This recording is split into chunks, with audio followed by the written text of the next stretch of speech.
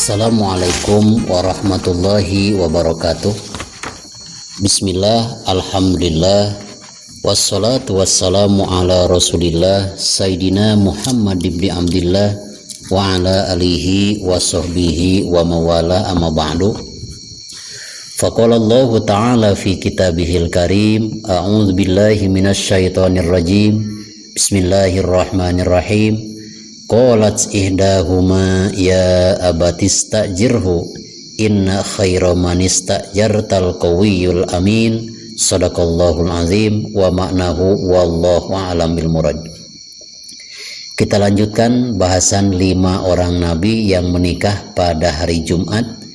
Yang ketiga adalah Nabi Musa alaihissalam menikahi Siti Sofuro binti Su'eb pada hari Jumat. Bagaimana ceritanya? Wa huwa lama qodama Musa Madian wasako gonama Su'eb summa tawalla ila zilli paro'a nafsahu fakiron goriban ja'ian. Suatu ketika Nabi Musa alaihissalam meninggalkan kota Mesir, kota yang dikuasai oleh Fir'aun yang mengaku dirinya sebagai Tuhan, menuju ke negeri Madian, yang mana Madian ini adalah terdapat seorang Rasulullah utusan Allah yang bernama Nabi Su'eb alaihissalam. Sesampainya di kota Madian, Nabi Musa alaihissalam melihat kerumunan orang yang sedang berdesakan mengambil air dari sumur sampai ngantri. Dari kejauhan Nabi Musa memperhatikan betapa berdesakannya umat Nabi Su'eb mengambil air dari sumur. Setelah satu persatu meninggalkan sumur tersebut dan telah mendapatkan air, giliran yang terakhir kebetulan ada 2 orang perempuan yang hendak menimba air dari sumur. Lalu tiba-tiba lubang sumurnya terhalang dengan sebongkah batu yang sangat besar, sehingga kedua orang perempuan ini tidak bisa menimba air dari dalam sumur. Lalu Nabi Musa alaihissalam menghampiri kedua orang perempuan tersebut dan mengangkat batu yang sangat besar yang menutupi lubang sumur. Dan dengan kudrat iradat Allah subhanahu wa ta'ala, dengan kegagahan dan keperkasaan Nabi Musa, batu yang sangat besar diangkat oleh Nabi Musa alaihissalam. Lalu kedua orang putri tersebut, yang antara lain keduanya adalah putri daripada Nabi Su'eb alaihissalam. Setelah menolong kedua orang putri tersebut, Nabi Musa bergegas pergi meninggalkan keduanya. Lain halnya dengan kita. Kalau kita menolong perempuan yang sangat cantik, pasti ujung-ujungnya mau berkenalan, minta nomor HP, dan selanjutnya menanyakan alamatnya, karena kita sudah merasa kita berjasa. Kalau Nabi Musa alaihissalam, walaupun jasanya begitu besar mengangkat batu yang sangat besar, beliau tidak mempedulikan kedua perempuan tersebut, lalu pergi dan beliau berteduh di bawah pohon yang sangat rindang. Lalu kedua orang putri Nabi Su'eb alaihissalam pergi meninggalkan sumur untuk pulang menuju rumahnya. Ketika Nabi Musa alaihissalam berteduh di bawah pohon, merasa dirinya seorang fakir, seorang perantauan, lebih banyak lapar daripada kekenyangan. Lama sekali beliau itu berteduh di bawah pohon. Lalu di tempat lain, putri Nabi Su'eb alaihissalam menceritakan pengalamannya ketika hendak mengambil air dari sumur. Wahai ayah, kata putri Nabi Su'eb yang bernama Siti Sofuro, ketika kami berdua hendak mengambil air sumur, tiba-tiba mulut sumurnya tertutup dengan batu yang sangat besar, sehingga batu yang sangat besar yang menghalangi sumur itu berhasil diangkat oleh seorang pria yang gagah perkasa. Kata Nabi Su'eb alaihissalam, tolong, laki-laki yang pernah menolong kalian mengangkat batu yang menghalangi lubang sumur, undang ke sini untuk datang kemari. Aku ingin mengucapkan banyak terima kasih dan aku ingin memberikan sesuatu kepada orang itu. Lalu Siti Safura berjalan untuk mengundang Nabi Musa atas perintah ayahnya yang bernama Nabi Syu'aib alaihi salam.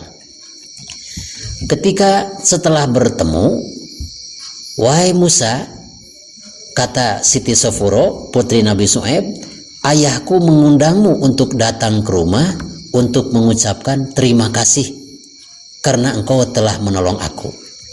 Lalu Nabi Musa alaihissalam tidak menolak undangan, langsung bergegas pergi. Ketika berjalan, Siti Safura di depan, Nabi Musa berjalan di belakang. Nabi Musa alaihissalam tidak senang berjalan di belakang seorang perempuan karena takut tergoda dengan setan, bisa melihat seenaknya, bisa melihat sepuasnya tubuh daripada putri Nabi Syu'aib alaihissalam yang bernama Siti Safura. Akhirnya Nabi Musa alaihissalam menyalip dari belakang, tidak mau berjalan di belakang. Nah, sesampainya di rumah, berkenalanlah Nabi Syu'aib alaihissalam beserta Nabi Musa. Yang pertama membuka pembicaraan setelah bertemu ketiga orang ini, 6 pasang mata. Yang membuka pembicaraan yang pertama kali adalah Siti Safura. Kata Siti Safura, "Ya abati istajirhu fa inna khaira man istajartal qawiyul amin." Wahai ayah, inilah orangnya yang pernah menolong aku mengangkat batu yang sangat besar sehingga aku bisa mengambil air. Orangnya kuat dan orangnya jujur. Kata Nabi Syu'aib alaihissalam, "Apa kejujuran orang ini dan apa pula kegagahan orang ini?" Lalu Nabi Musa alaihissalam diam, tidak menjawab apa-apa, tapi yang menjawab adalah putri Nabi Syu'aib alaihissalam. Kata putri Nabi Syu'aib alaihissalam, "Wahai ayahku, innahu rafa'al hajar alladzi ala ra'sil ba'ir wa huwa la yarfa'uhu illa arba'una rajulan." Kegagahan daripada pria ini mampu mengangkat batu yang seukuran onta besar.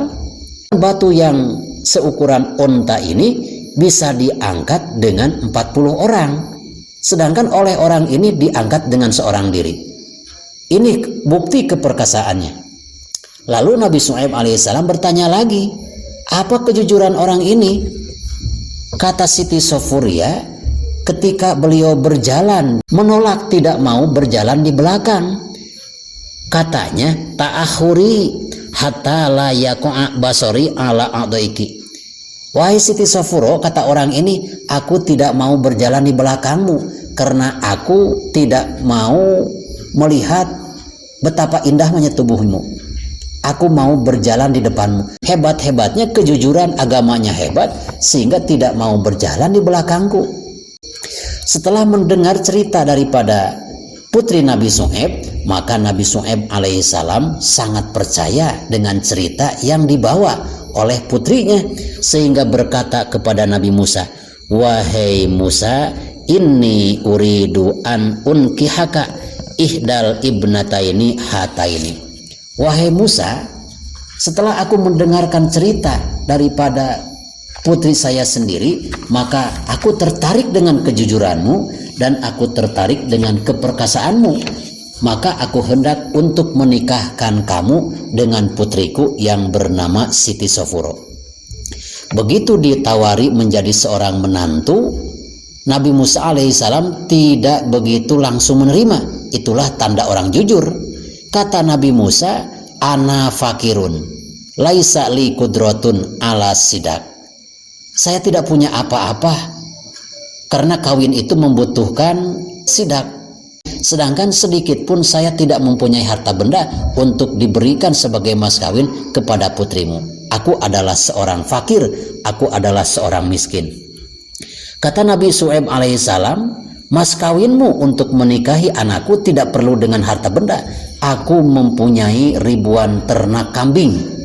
Dan silakan kamu mengembalakannya selama 8 tahun untuk memberi mas kawin putri saya." Maka Nabi Syu'aib alaihissalam menawarkan demikian dan disanggupi oleh Nabi Musa alaihissalam. Dan selanjutnya Nabi Syu'aib alaihissalam memberikan pengumuman kepada warga sekitar bahwa beliau akan menikahkan putrinya kepada Nabi Musa alaihissalam pada hari Jumat. Akhirnya dengan tanpa ragu-ragu Nabi Syu'aib alaihissalam menikahkan Nabi Musa alaihissalam kepada putrinya dengan mas kawin 8 tahun mengembala kambing. Sahabat channel Rahmatul Ummah yang saya cintai dan Allah muliakan, itulah tentang kisah pernikahan Siti Sofuro dan Nabi Musa alaihissalam. Selamat bertemu kembali di tausiah berikutnya. Wassalamualaikum warahmatullahi wabarakatuh.